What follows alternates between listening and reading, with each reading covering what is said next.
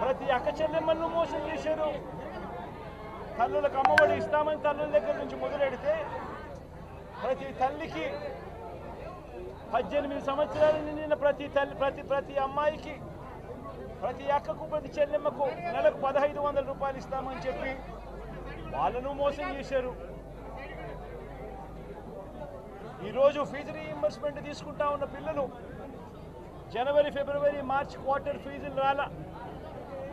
April, మే, June ఫీజులు రెండో quarter కూడా ఫీజులు రాలా. పిల్లలు చదువుకునేదానికి కూడా ఇబ్బంది పడే పరిస్థితిలోకి, ఫీజులు కట్టలేని పరిస్థితిలోకి కాలేజ్ యాజమాన్యాలు ఫీజులు అడుగుతా ఉన్న పరిస్థితిని ఈరోజు చూస్తూ ఉన్నాం. పిల్లలకు వసతి దీవెన ఎగరగొట్టేశారు.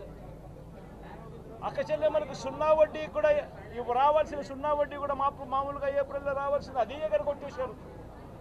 ఇవన్నీ కూడా వైఎస్ఆర్ కాంగ్రెస్ పార్టీ ఉన్నప్పుడు, జగన్ ముఖ్యమంత్రిగా ఉన్నప్పుడు క్రమం తప్పకుండా క్యాలెండర్ ఇచ్చి ప్రతి ఒక్కరిని కూడా ఆదుకుంటూ వస్తూ ఉన్న పరిస్థితి. అమ్మఒడి అయితేనేమి, రైతు భరోసా అయితేనేమి, విద్యా దీవెన అయితేనేమి, వసతి దీవెన అయితేనేమి, సున్నా వడ్డీ అయితేనేమి, మత్స్యకార భరోసా అయితేనేమి, ఇవన్నీ కూడా ప్రజలు మాకెందుకు ఇంకా ఇవ్వలేదు అని చెప్పి ప్రజలు అడుగుతూ ఉన్నారు. వారి గురించి పట్టించుకోకుండా, వారికి చేయాల్సిన మంచి గురించి పట్టించుకోకుండా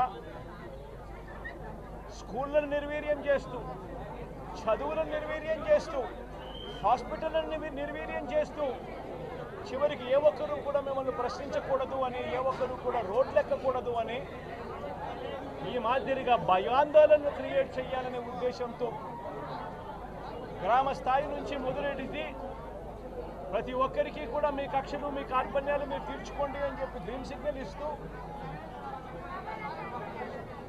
గ్రామ స్థాయి నుంచి ఈ భయానక వాతావరణాన్ని క్రియేట్ చేస్తూ ఉన్నారు. ఆలోచన చేసుకోమని అడుగుతా ఉన్నా.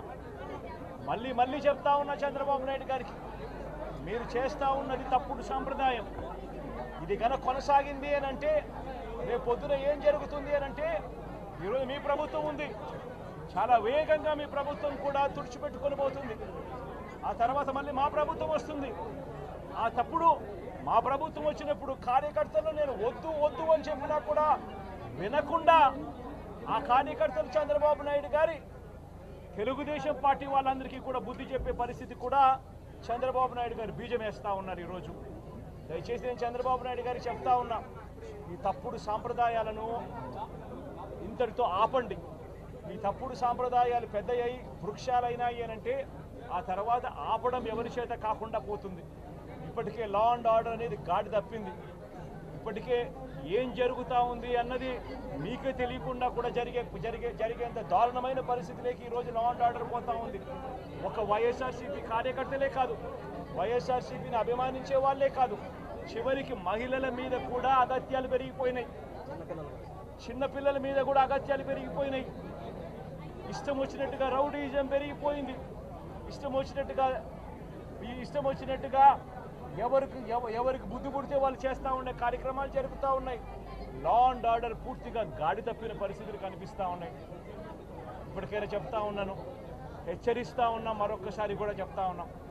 శుక్రవారం ఈ మధ్య కాలంలోనే జరిగిన ఇంకొక ఘటనలో ఏకంగా చంపేసిన ఘటన చూసాం నంద్యాలలో. శుక్రవారం నేను అక్కడికి కూడా పోతా ఉన్నాను. ఆ ఘటనను కూడా ఒకసారి రాష్ట్రం దృష్టికి, దేశం దృష్టికి కూడా తీసుకొని పోయే ప్రయత్నంలో భాగంగా అక్కడికి కూడా వెళ్ళి జరిగిన అగాత్యం, జరిగిన అన్యాయం అక్కడ కూడా హైలైట్ చేసే కార్యక్రమం కూడా చేస్తాం. ఖచ్చితంగా హైకోర్టు తలుపులు తడతాం, అవసరమైతే సుప్రీంకోర్టు తలుపులు కూడా తడతాం. ఇప్పటికే ప్రధాన రాజకీయ పక్షాలన్నింటికీ కూడా రాష్ట్రంలో జరుగుతూ ఉన్న అన్యాయాల గురించి వివరించడం జరిగింది. ఇక హైకోర్టు, సుప్రీంకోర్టు గడపలు కూడా గట్టిగా వాళ్ళ తలుపులు కూడా కొట్టే కార్యక్రమాలు గట్టిగా చేస్తాం.